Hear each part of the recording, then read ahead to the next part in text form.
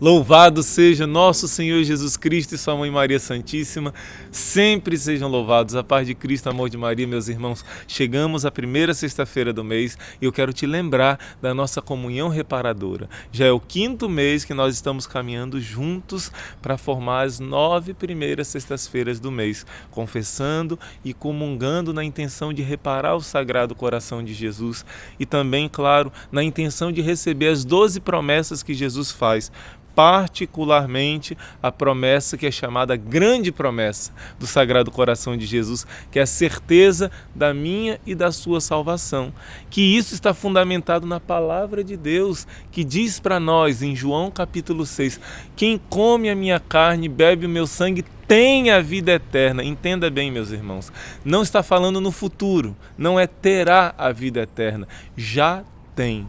Se você comunga o corpo do Senhor, Deus feito carne, na sua carne, estando em estado de graça, tendo confessado, você não vai ter a vida eterna. Você já tem dentro de si a vida eterna, porque em João 17, versículo 1, vai dizer, essa é a vida eterna, que conheçam a Ti, ó Pai, único Deus verdadeiro, e a Jesus Cristo que enviastes.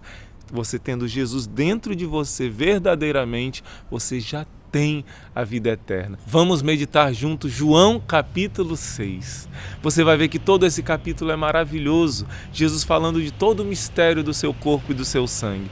Ele começa multiplicando os pães, provando que Ele é Deus, provando que Ele faz da matéria o que Ele quiser. Muito mais do que Moisés que abriu o Mar Vermelho, Deus abriu por meio de Moisés, claro. Jesus faz o milagre de mostrar que alguns pãezinhos, alguns peixinhos, ele multiplica a matéria para alimentar 5.000 pessoas, sem contar as mulheres e crianças, uma grande multidão. Jesus faz esse milagre. Isso é o início de João 6. Depois, logo depois de multiplicar, Jesus manda os discípulos entrarem na barca e irem lago adentro. E Jesus fica no monte rezando a noite inteira. E no meio da madrugada, Jesus sai ao encontro dos discípulos, porque começa uma tempestade terrível e os discípulos aflitos, Jesus aparece. Eles pensam que é um fantasma, se assustam, mas logo recebem Jesus na barca. Jesus acalma aquela tempestade. O que Jesus está dizendo agora? Eu faço do meu corpo o que eu quiser. Ele mostra que é o Senhor, ele mostra que é Deus. Ele fez do pão o que ele queria e ele fez do corpo dele o que ele queria, andando sobre as águas, ultrapassando as leis da física, não é? Ele é o Senhor. E logo em seguida Jesus começa a falar, vocês estão me procurando não por causa do sinal de Deus, não por causa da vida eterna, mas pelo alimento material que vocês comeram. Trabalhem não pela comida que perece somente, mas trabalhem por aquele alimento que vai durar até a vida eterna. Entenda o que Jesus está dizendo para mim e para você. Trabalhe pela Eucaristia, trabalhe pelo céu, trabalhe pela sua união com Deus, e aí todo o seu trabalho vai valer a pena, vai ter um sentido. Então o que acontece? Jesus começa a falar que ele vai dar um pão que é muito melhor do que aquele pão milagroso que Moisés deu, o maná. Ele vai dizer, aquele não era o verdadeiro pão do céu. Vossos pais comeram maná e morreram. Quem comer desse pão que eu vou dar vai ter a vida eterna, jamais vai morrer. E eles ficaram encantados. Disseram, mestre, dai-nos sempre desse pão. E quando Jesus revela, eu sou o pão da vida, eles começam a achar estranho. Como você diz que desceu do céu? Como você diz que você é esse pão que veio do céu? Você não é filho de José, o carpinteiro? E eles não sabiam que Jesus não era filho de José. E começam a desacreditar nas palavras de Jesus. Começam a se escandalizar. E Jesus fala mais fortemente, não é um símbolo, meus irmãos. Se a Eucaristia fosse um símbolo, Jesus não iria afirmar e reafirmar essa verdade. Jesus diz, se não comerdes da carne do Filho do Homem e não beberdes o seu sangue, não tereis a vida em vós mesmos. Assim como o Filho recebeu a vida, aquele que comer de mim terá a vida em si mesmo. Meus irmãos, que mistério grande! Jesus quer partilhar da sua divindade, da sua santidade, da sua alegria conosco, sermos carne da carne dele, sermos uma só coisa com o Senhor. Os discípulos ficam escandalizados e Jesus poderia dizer: não, meus irmãos, é só um símbolo, não precisa ir embora, porque diz a palavra de Deus que a partir desse momento muitos foram embora. Não foram poucos, não foram alguns, mas muitos. Sabe por quê? Porque Jesus reafirmou o mistério da Eucaristia. Uma vez um pastor protestante da Igreja Batista se converteu ao catolicismo. Ele começou a sentir dúvidas. Quando na ceia protestante ele disse: isto é o meu corpo que é dado por vós. E ele explicava que não era o corpo, que era só um símbolo. Ele ficou inquieto e começou a estudar.